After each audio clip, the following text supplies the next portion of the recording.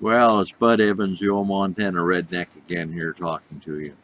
I want to talk to you again about self-reliance, particularly about some of the things in history of self-reliance and why you really ought to be involved and do something with it for yourself. I'm going to start out by talking about my father. My father, John Evans, was a real genius of what he did. He talked to me a lot about the area between 1925 and 1940. When he was 17 years old, he had his own thrashing machine and steam engine and went out and did custom thrashing, which is the way that they thrashed the grain out in those days. And he talked about the weather conditions being bad, things being extremely dry, people going broke all the time, farmers having their land and their equipment repossessed, and what they did about it. One of the stories he tells just really tickles me. There was this banker that was forever trying to get the money back and rather than trying to help these farmers. So he planned this big auction with this one farmer's equipment. He went out on the day of the auction, and this farmer equipment was all disassembled, each tractor and each piece in a pile of parts, and he had to auction it off that way. And the farmer bought his whole equipment back free and clear for less than $100 because nobody else would bid on it anyway. So that was the kind of thing that was happening then. I don't know what's going to happen today, but my father started out as a dryland farmer in central Montana, and a crop of grain that made 20 bushels the acre was a good crop. Back in those days, they were harvesting crops of 5 bushels an acre, which didn't even pay the taxes hardly. But because he worked so hard and he had his own equipment, he did all right.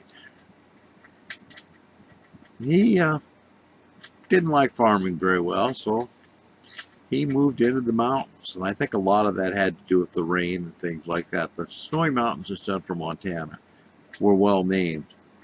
They had about 120 inches of snow every year, which is 10, 12 feet. And that was the average. I would swear when I grew up there that it was way more than that. We had a polar continental climate.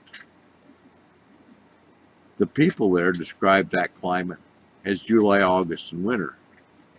But we did well there. We raised cattle, and my father started a small sawmill in the mountains, which he powered with an old wood-fired steam engine. He did that up into the time I was in high school before he finally bought a stationary engine to power that sawmill. So he left the plains for the mountains.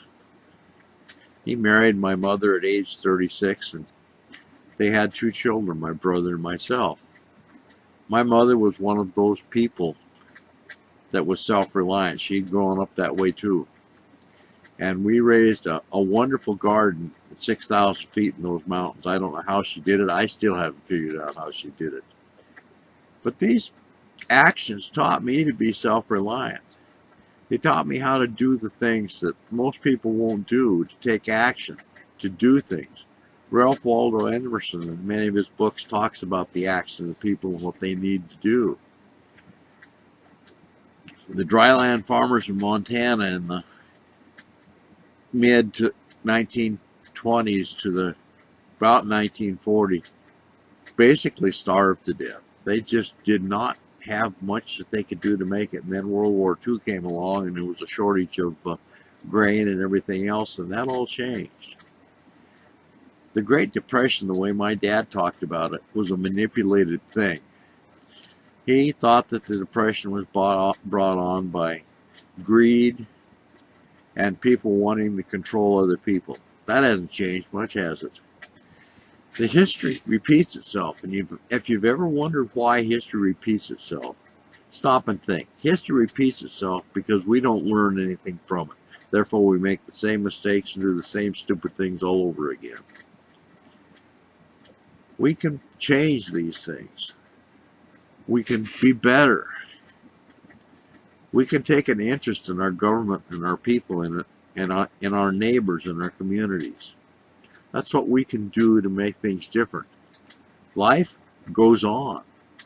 We're looking at a period in history when many things are happening. There's, I think, last count, 72 major forest fires and wildland fires around us here in eastern Washington. Luckily, we don't have any close, but we've had tremendous importing of smoke and air quality here because of those fires.